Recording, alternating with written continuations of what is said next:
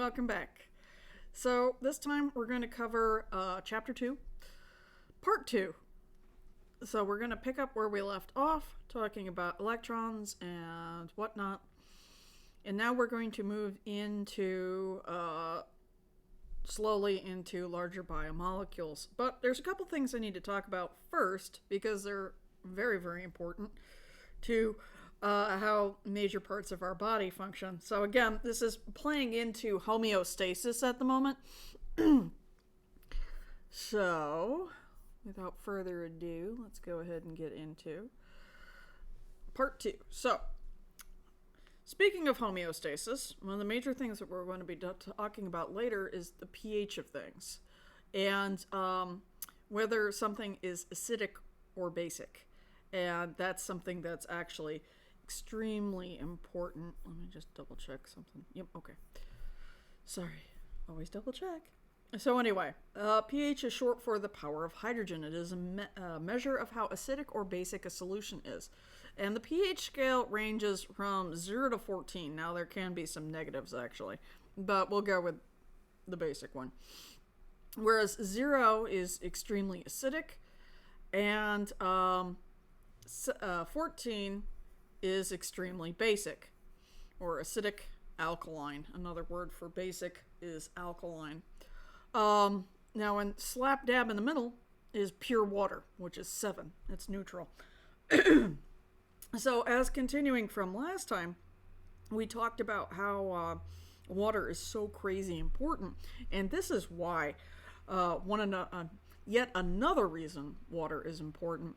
So because it's neutral, it's neither acidic nor basic, which is why drinking it is good, as opposed to drinking a really strong acid or a really strong base. We also actually have parts of our body that help us maintain the pH of our blood, because keeping that in range is extremely important. We have a very narrow range of our blood pH, and that's constantly being monitored by our body and fixed using our kidneys and our lungs. And we'll talk more about that later. But also the reason pH is so important is because there are certain enzymes, and enzymes are these special proteins that do jobs around your body. And without them, we wouldn't be here. They're little protein machines that go around and speed up and slow down chemical reactions, so we're not sitting there waiting around forever for us to digest our food, because without the enzymes in our stomach, just the acid alone isn't enough to break down our food quick enough. It would actually, the last thing you ate would actually be sitting around for a couple months if we were just waiting for just your stomach acid to break things down. So thankfully we have enzymes. And certain enzymes work best in certain places. So not every enzyme works best in every environment. So, like for instance, your stomach has a pH of 2, and because of this, the enzymes inside of your stomach are very happy in the pH of 2. If you took those enzymes out and threw them into a cup of water, which is, pH of 7, they'd stop working because they're in a different environment, they don't like that, and therefore they can't do their jobs. So, similar thing with amylase, which we're going to talk about later. It's produced in our spit, our saliva. And especially you'll start producing a ton of it when you eat bread. And it actually helps us pre-digest our food while we're chewing. However, it gets sacrificed and recycled a lot because when we swallow, it takes a ride with the food, or the bolus, and goes down into your stomach, and then gets destroyed along with your food because he can't function in a space that's acid of, 2. pH of 2. So, yeah. So it depends highly. This is why we care about if something is acidic or basic, because there's zones of your body that need to be a certain pH for everybody to work and be happy. And trust me, again, homeostasis is the name of the game. Keeping your internal environment stable means keeping all your enzymes happy, which are all working to keep you alive. So, yay! Yes, sweetie? Where's my link shirt? My Legend of Zelda shirt? Which one? The blue one? The one that had white around it and had tooling. The kid. Oh. That. Yeah, I'll get that for you in a minute, okay? Alright. Oh, here, come say hi since you're over here. Alright. I'm shirtless, by the way. Oh. This is my son, Wesley. Hi. Okay. I'll get that for you in a minute. All right. So, back to acids and bases and link shirts. So, again, an acid is any substance that forms hydroxide ions in water. And examples of this are, orange juice, stomach acid. How you usually figure out if it's an acid. If it's sour tasting, it reacts with metals to form batteries. That's why, battery acid is so dangerous, because the higher the acid, the more ions it will strip off of metal, and then you get a flow, and we get batteries. Reacts with bases to make salts, which is called neutralization. We'll talk about that in a minute. And then if H is in the front, like if a hydrogen is in the front of the formula, it's called HCl. Like, for instance, this hydrochloric acid. It's probably an acid. So if H is out front, it's usually a dead giveaway that's an acid. So a base is any substance that forms hydroxide ions in water. And examples of bases are ammonia, lime, and baking soda. So bases usually have a bitter taste, which is actually why we don't like bitter tastes. Now, you may be going, but dark chocolate. Yeah, but straight up dark chocolate, usually people go, eh. Interestingly enough, that bitter taste is usually a dead giveaway that we're eating something poisonous. So that's why we really don't enjoy, as a species, things that taste bitter. Now, a good coffee is a little bit different, but shouldn't be too bitter, though. I'm not a black coffee drinker, as you can tell. My husband does. So anyway, but bases has a very slippery feel, reacts with acids to make salts. We'll get into that again in a minute. And if OH is at the back of the formula, it's probably a base. Now, these, how do we get between, 0 to 7 and 7 to 14? In between these numbers is a power of 10. So in other words, if it's neutral, it basically has an equal things of what makes water, H2O, right? So 2 H's, 1 oxygen. So if you split it, you get 2 ions. You get a hydrogen ion and a hydroxide ion. So you get 1 H lonely, and you get another where the oxygen is still attached to it, a hydrogen. So that's where we get these ions. So if you have more hydrogen ions than you do hydroxide ions, it's acidic. So going down the rungs is basically power of 10s. So in other words, going from 7 to 6, 6 has 10 times more hydrogen ions than water does at 7. Does that make sense? So the more hydrogen ions by a power of 10 going down the rung into the more powerful acids. Now the reverse is true going towards the bases. So again, there's a power of 10 less hydrogen ions going this way. So a power of 10, power of 10, power of 10, and more hydroxide ions. So you see way more OHs hanging out this way than you do this way. So that's basically how we get from number to number to number. So there's more hydrogen ions this way than there are that way. Now, you may be going, oh, okay, so bases are the opposite of a hydrogen. No. A very strong base can do just as much damage as acid. Unfortunately, Hollywood has been lying to us for a long time about the power of acids. So, you've probably seen, I don't know, if you're into sci-fi horror and you've seen, the Aliens movies, you hit them and they have this insane acid blood and it melts them right through ship decks and stuff like that. That doesn't exactly exist. I mean, it can do a lot of damage, but not to that extent. Alkaline, although if you go, the further away from 7, the more dangerous you get, is what I'm trying to get at. So that's why we like things like orange juice, which has a pH of 4. But there's some people that can't stand that level of acidity, so they got to be careful. And same thing here, seawater is around 8.2, which is interesting. Our blood sticks around 7.3, and we talk about him a little later. However, the further away you get from 7, the more dangerous it becomes. Like 14 is lye. Lye is the main component of Drano. And not exactly something you want to work with. However, if you like making soap, like I used to do with my physical science classes in high school, we'd end a chemistry unit by actually putting everything together and making soap.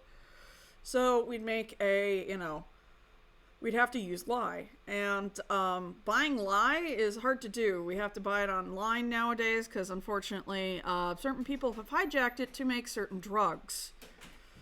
So anyway, so lye is, kind of dangerous. And it's so dangerous, it brings me to a story from my youth. So once upon a time, there was a party. Sorry, my son's running around.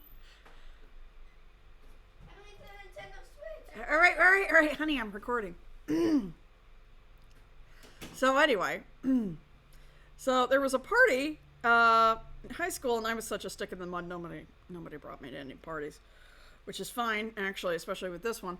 So what happened is there was a huge party, and they ran out of alcohol, and what happened was they went looking for more alcohol, because, when you're at a party of teenagers and you run out of alcohol, usually what happens is people start trying to go find more alcohol, I guess, says the person who doesn't really go to parties. Long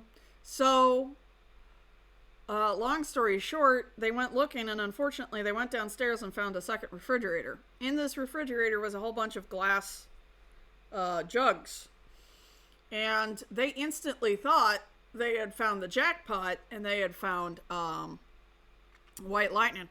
But unfortunately it was not white lightning, it was straight lye, because apparently one of the parents made soap, and lye, A, you don't put it in a plastic container unless you want it to eat its way out of it, and B, you keep it cold, because the colder the lye is when it's in liquid form, the better quality of soap you get.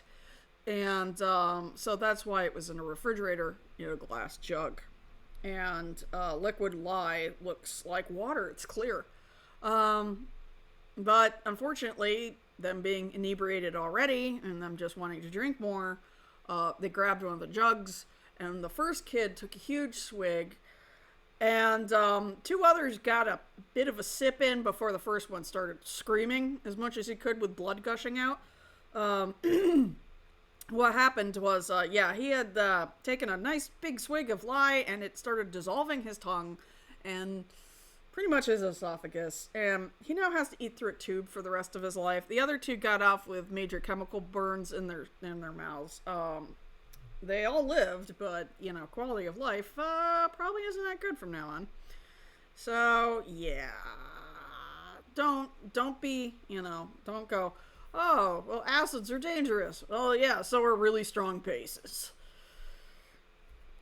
Now, and again, we talked about that. So what happens when you put a similarly strong acid and a base in a test tube together? And this is where Miss Royal was stupid, because I had to see for myself, and I did this in my chemistry class, and my professor was not too keen with me, because it does something. Remember, we talked about in the last lecture a double replacement bond, or a double replacement reaction, excuse me. So a double replacement reaction, well, yeah, they do that here. So if you take an acid like NaCl and you add it to a strong base such as lye, acid HCl, and then you add a very strong base, excuse me, hold on, it's coming, NaOH, and you add them together, they'll do a double replacement where they're completely switched, because that H and that OH are looking at each other going, we can make water, so they instantly go click, and what's left behind, the Na and the Cl, click, make salt, so therefore you get hot salt water, and I do mean really hot salt water. It releases a ton of heat. So water plus salt gives acid plus base, neutralizes each other and becomes really hot salt water. So hot that it cracked the test tube I was using when I poured them together. I had hydrochloric acid and I had lye, and I was going, yes, I will do it because these are equally strong because it's a 0 and a 14. So I poured it into one test tube and watched as the test tube, I was so lucky it didn't explode in my face, and it just went crack, crack, crack, crack, crack, crack, crack, and like steam coming out of it. It was boiling. So I got really, really, really, really, really hot salt water. And that's neutralization, where you take an acid and take the opposite base on the opposite side, put them together, and you're always going to get a type of hot salt water. So that's called neutralization. And again, he also explains this, very good video right here with acids, bases, and pH. So buffers. Now, this is something that's going to come back big time later on, especially next semester. We get to talk about buffers a lot. So what happens is sometimes a lot of the chemistry that's going on inside of our body makes strong acids and strong bases, and we don't want that. We don't want them destroying our system. We are not aliens from the alien movies. We do not have acidic blood. That is bad. So we actually have to do things where when we have these reactions that we want to get something out of it, but then we're left with a strong acid or a strong base, our body has to do a second round to try and mitigate that so it doesn't damage us. Because a lot of the reactions that happen inside of our body do result in things we want and things we don't want. So to take care of the things we don't want, we have buffers. Buffers help regulate pH of environments by resisting major acid-base shifts. So what happens is sometimes we'll have like a really strong acid. So what we do is we add a weak base to it, and then it becomes a weaker acid. And because of this, you don't have straight neutralization where you get boiling salt water, because that you don't need that in your body either. Like I said, it makes enough energy to crack a test tube. You don't want that reaction going crazy in your body either. So we add a weak base to it, to a strong acid, and it makes it into a weaker acid, and we can deal with that. Then the kidneys, works it out of our system, and we have to go to the bathroom. So same thing with strong bases. What we do is we have the strong base and we have an acidic buffer that is actually a weak acid. We add it to the strong base, and again, it weakens it into a weak base, and then we can deal with it without harming the body. And we actually shift it back and forth constantly, which we're going to talk about more. It gets another chapter in next semester. If you take 169, we're going to be talking about this big time in the chemistry behind it. It's actually really interesting. So we actually shift back and forth depending on, if the body's getting too much of A or too much of B. This chemical equation using buffers to weaken strong acids or strong bases down to something we can manage actually shifts back and forth constantly with the help of our kidneys and through breathing. So this keeps the pH of our blood stable. Like I said, I'm introducing this to you now, but we're going to get into the nitty gritty. If you continue taking the second half of the course in 169, you'll be learning, and it doesn't matter who you take it with, me or Ashley, but they trust me. They'll go into this, and it's really interesting chemistry that the body can shift back and forth depending on its needs. But we use buffers, which is basically a weak base or a weak acid to weaken a strong acid or strong base. Hopefully that makes sense. If not, tell me in the forums. Next up, water. So these are inorganic things that we need to live. First thing, water. Like I said, water is by far the most important molecule required for life. It's a major solvent. It's hydrophobic, hydrophilic, which we're going to get into how lipids react to it, because this is actually really important. And it does things for cells that they do not need to do to expend energy to do otherwise. In other words, the body is always, and life in general, is always looking for a way to do it without wasting energy. And we'll get more into that next chapter. You're going to see some spots where the body's just like, well, this happens in nature, so we're just going to use it to our advantage. And we don't have to make energy to waste on that. It just does it naturally. Water does this in a lot of spots. And then sometimes water does things we don't want it to do, but, we just have to deal with it, which is why we get wrinkly fingers when we get in the bathtub. I'll talk about that in the next chapter. So it's a major solvent. As I said, that's a reason why we make, a lot of drinks out of it and every other thing else. I mean, who's made Kool-Aid? Who's made sweet tea? And what do? You dissolve water in it. And you get the water warm, too, to dissolve as much as possible. And I've got the hiccups now. Yay. So, anyway. Water is an excellent solvent. And we use that to our advantage quite a bit. That's actually why our blood is like 90-something% water. Because, again, we can dissolve gases into it and let it transport the gases around our body. Same with other things. The red blood cells aren't the only workhorse. We actually just use water's natural properties to move around as well. So water is extremely important to how our body runs. We kind of really use water to do our bidding. Although, like any servant, it's really bad when it becomes the master. What is that saying? It was like, water and fire make great servants, but terrible masters. And yeah, it's very true. So, inorganic salts. So again, these are where our our ions come from that we really need. So like sodium ions, chlorine ions, potassium, and calcium. These four we're going to run into them over and over, especially when we talk about our nervous system, especially when we talk about how muscles work, which I don't have, but oh well.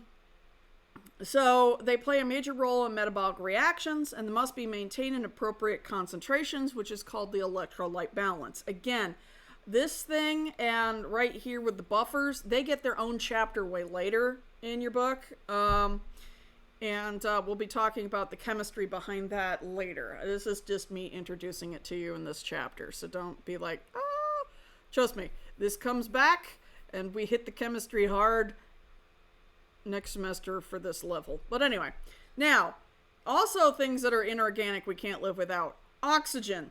So we need our fire air to turn into ATP, or adenosine triphosphate, which is basically the currency on which your cells all run. And we'll get into that and how we make it next chapter.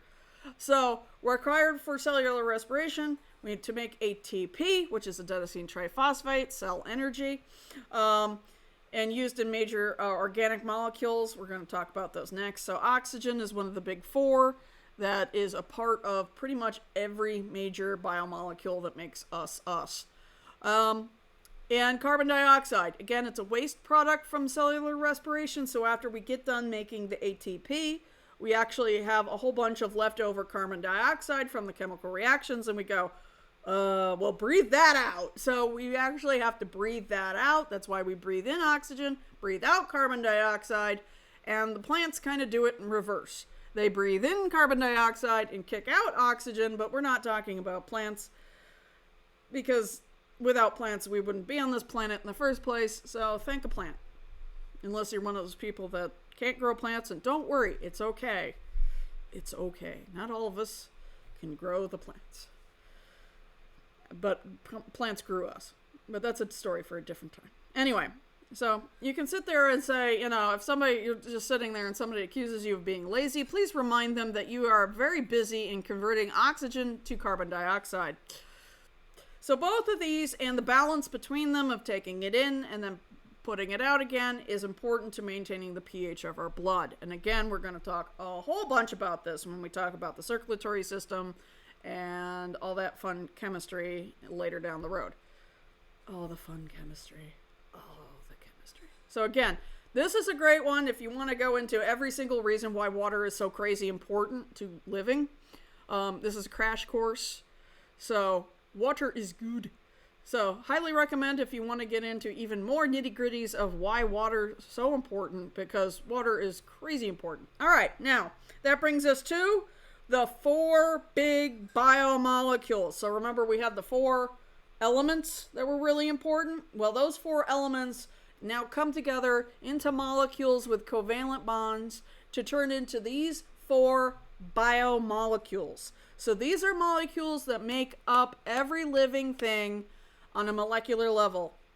And our body and all life on Earth use these in clever different ways to make us us, and what we use and how we use them. So these 4 we're going to come back to time and time again in this class, because we're constantly using these to make us, and we're constantly eating them to then rearrange into making us.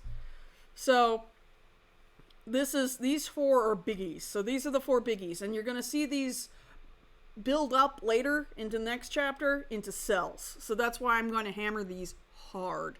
These are the big boys that we need to talk about, because these make cells. And without cells, we wouldn't be here, because we're made up of cells. So, carbohydrates is the first one. These are large biomolecules. They have a carbon backbone with a lot of hydrogen sticking off, hence the name carbo for carbon and hydrates for hydrogen. And this is basically how we store energy in a long-term format, which is sugars and starches. So, sugar.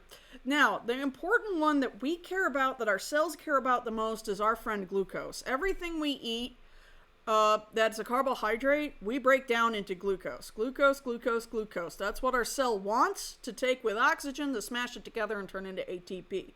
That's how it works. However, there's some other friends of ours like fructose, sucrose, cellulose. Cellulose we don't like, because unfortunately, and you may be thinking, oh, it's that weird stuff on my thighs. Actually, no. Cellulose, what I'm talking about in a biochemistry way, is that stuff that we can't chew or digest from plants. This is why cows have 4 stomachs. And they have to chew their cud, because they actually can get energy out of cellulose. We can't. It's that chewy stuff that, like if you have celery and you hit a particularly crunchy one and you're like, that stuff that you chew forever in celery, yeah, that will flush your pipes out, but our system can't digest it at all. So it's fiber for flushing your pipes, but it's nothing for digestion. It's just your body goes, I can't break this down, so pass it on through. And that's why it clears out your clogs, but we can't digest it. Cows have 4 stomachs because they need to digest it. So fructose, I know you've probably heard in the news, high fructose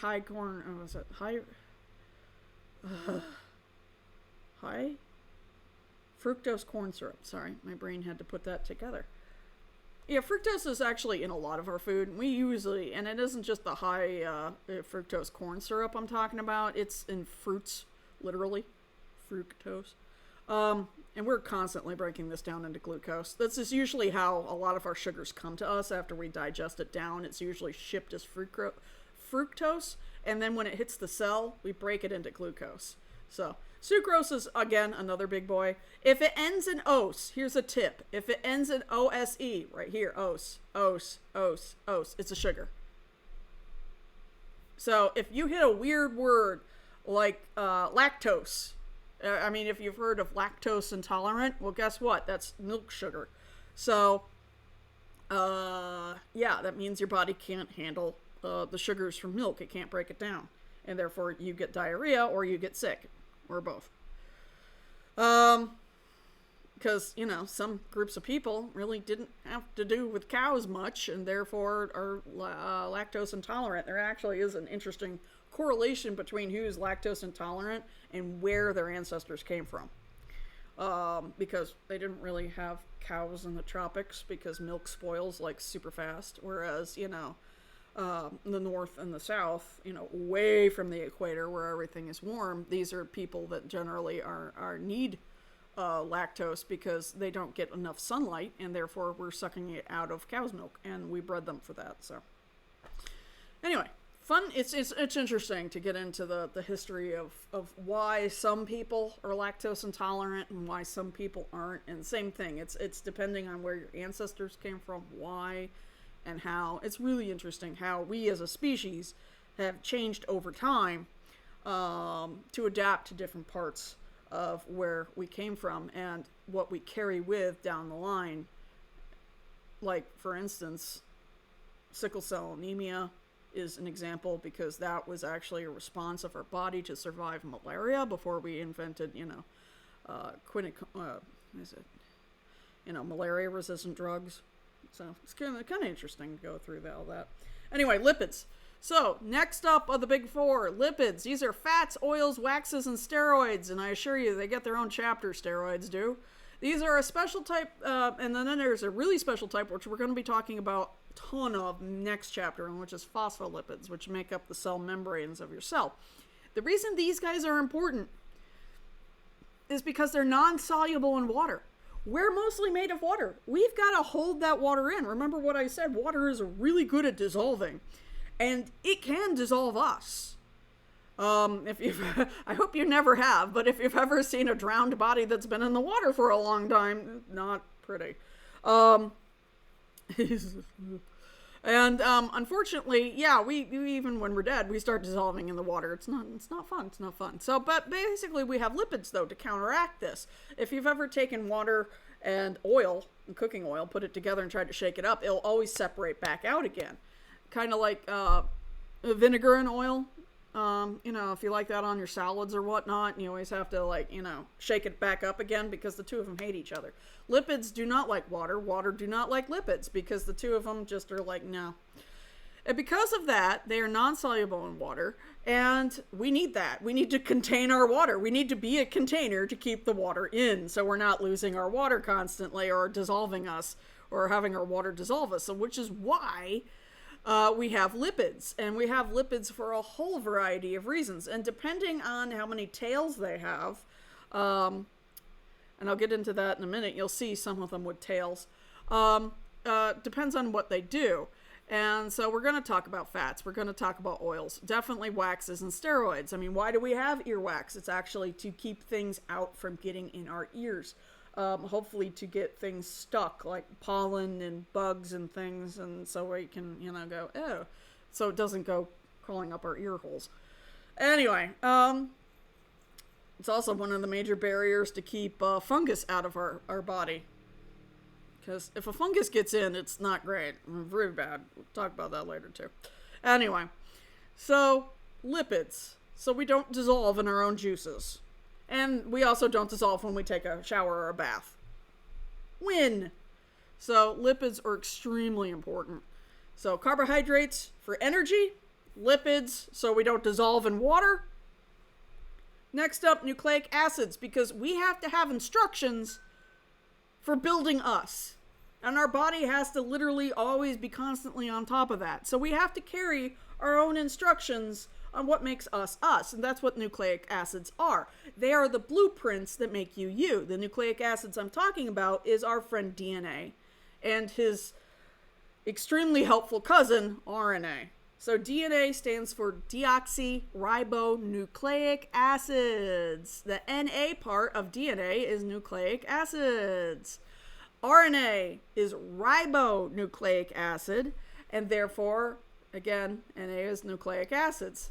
These are the codes that make us us. They code for the proteins that build up our body and whatnot, so we look the way we do. And then we pass it on to our kids, so they look the way they do. Yay!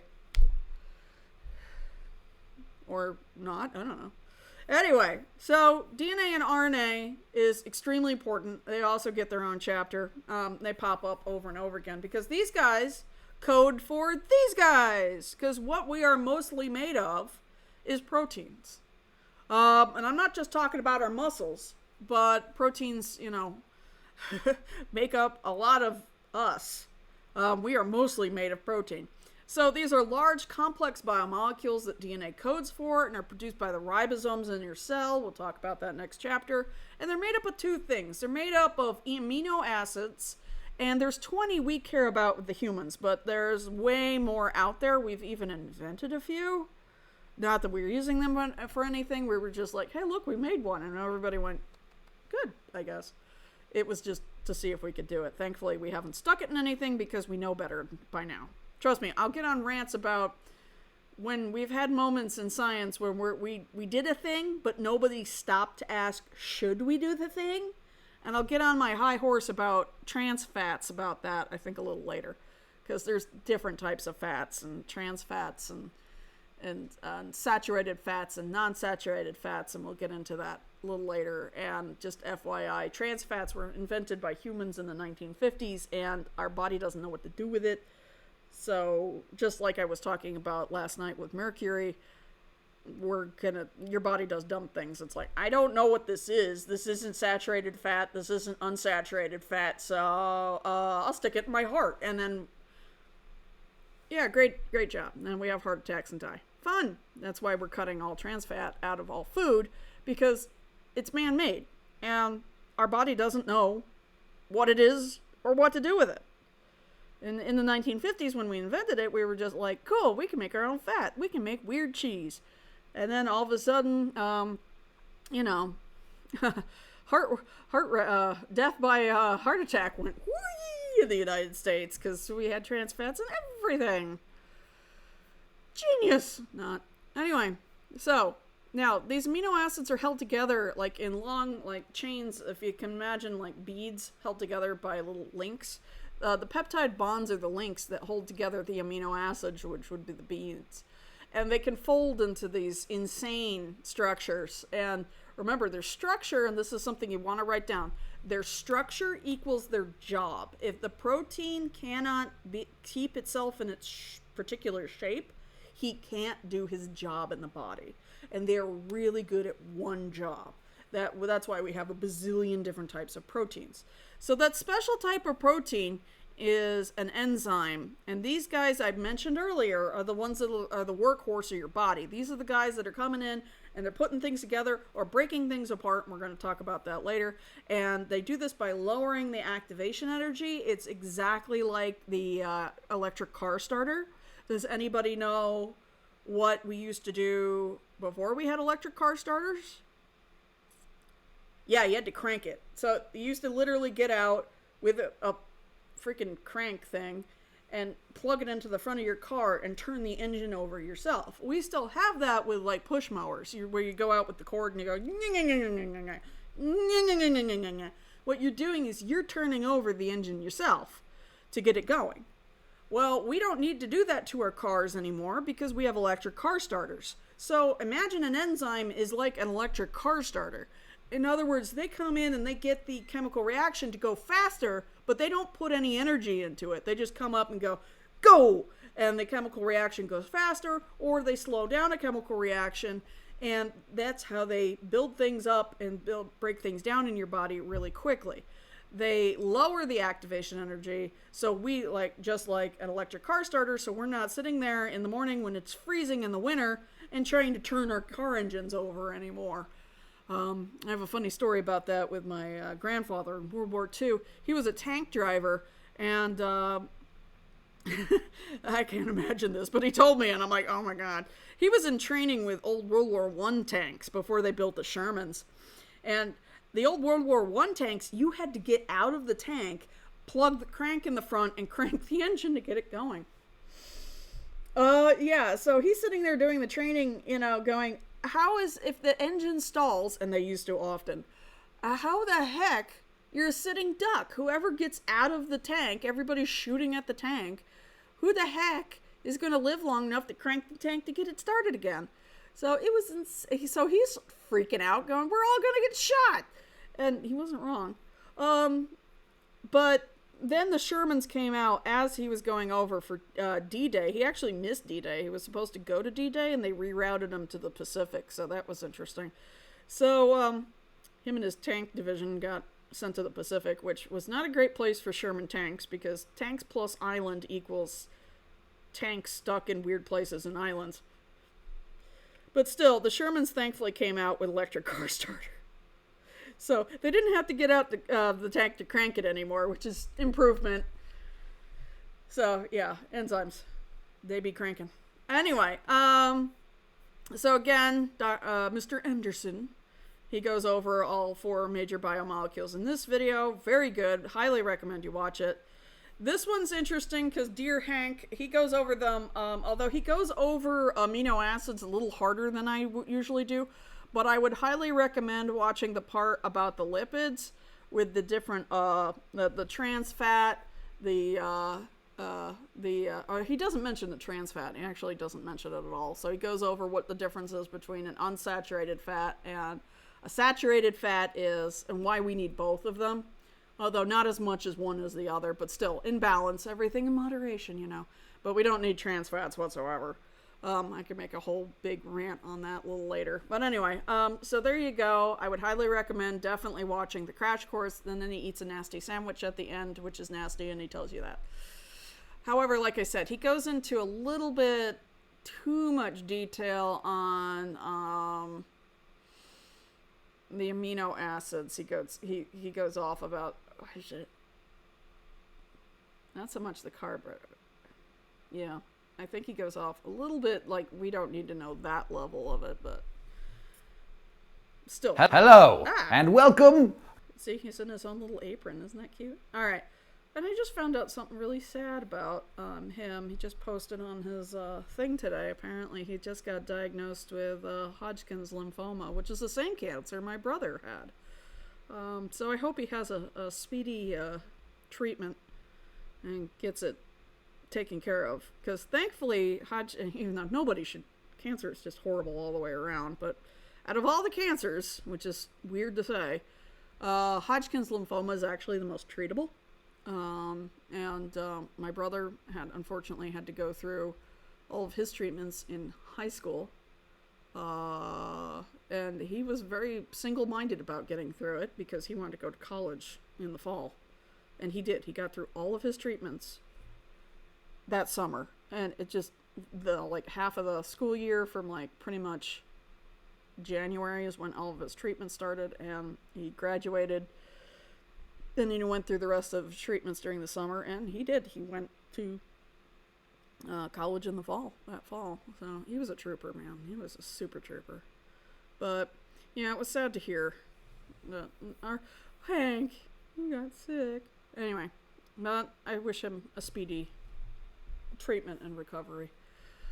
Because cancer's no fun no matter what, period. Anyway, with that said, before my son comes out to attack again, I'll see you next week, and hopefully I'll be recording on Monday for, you'll see them on Wednesday, and I'll be with Monty. So, from those of us at the Royal Household, you have a good one, good weekend, and I'll see you next week. Bye! Bye!